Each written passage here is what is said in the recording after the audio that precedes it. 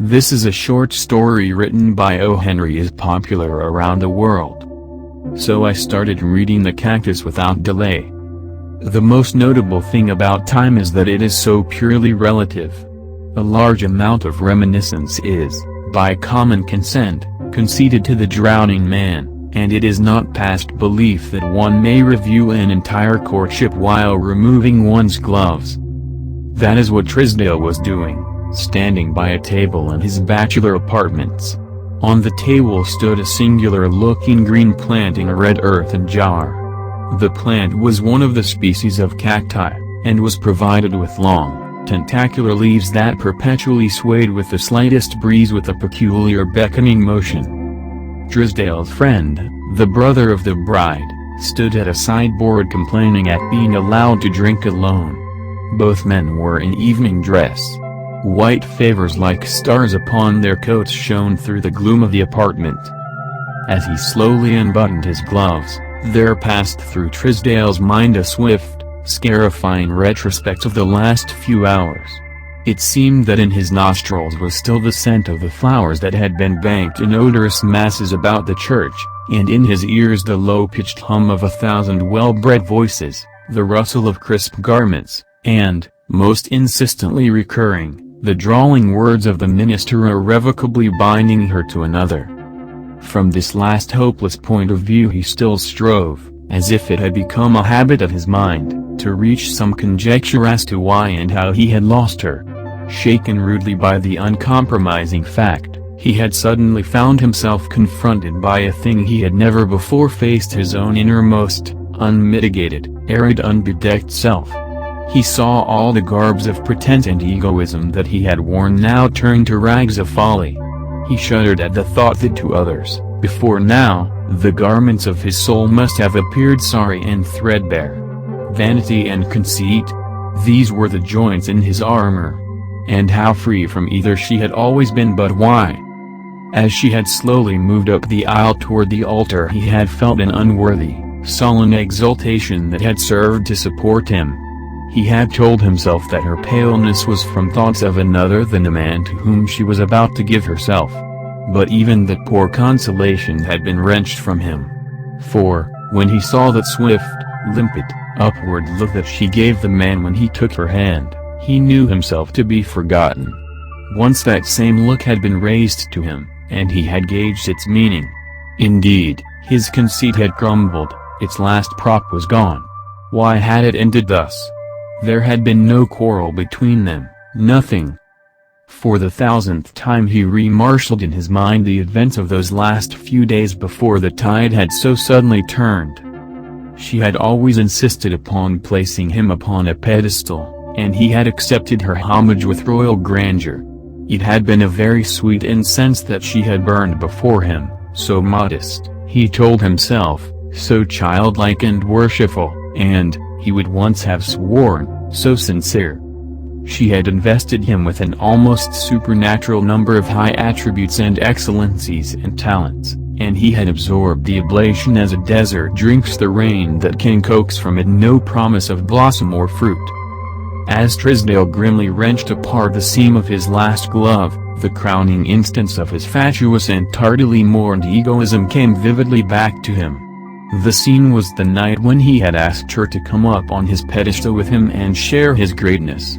He could not, now, for the pain of it, allow his mind to dwell upon the memory of her convincing beauty that night, the careless wave of her hair, the tenderness and virginal charm of her looks and words.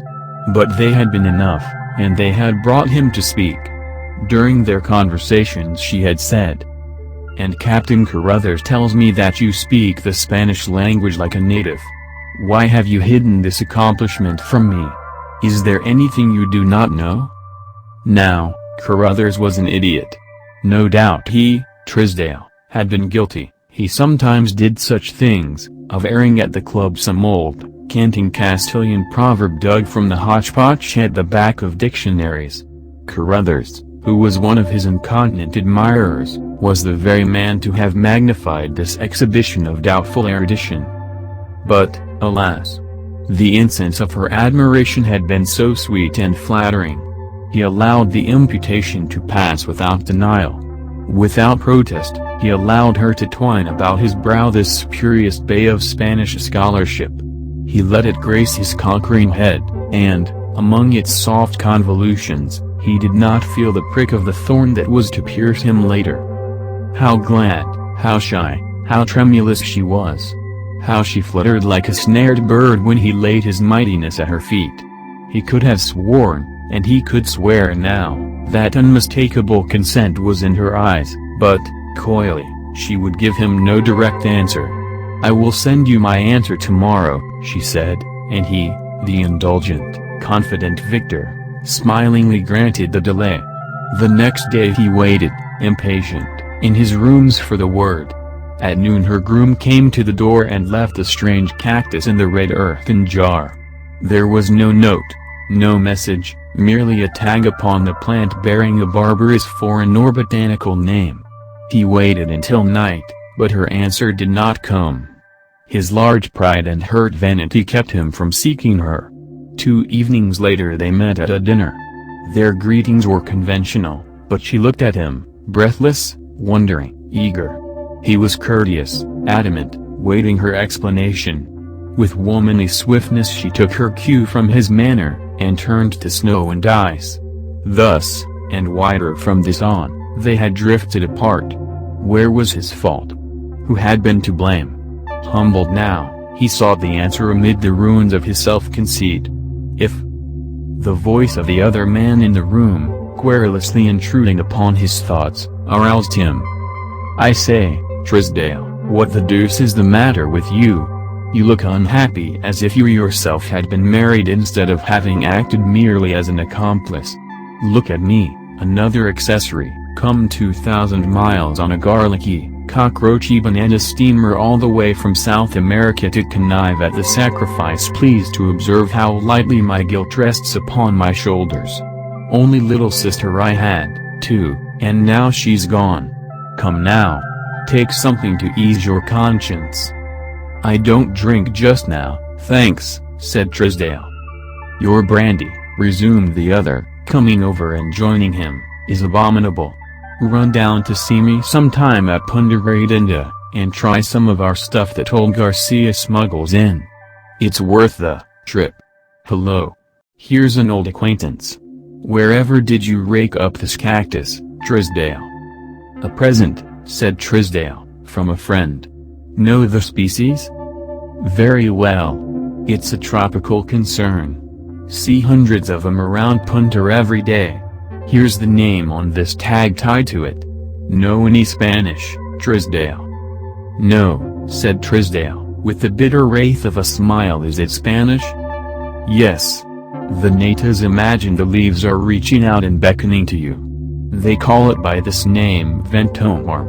Name means in English, come and take me." Thank you for spending a lot of time together. I hope you liked the story. Take care of yourself. See you again in another story. Save nature. Nature saves you.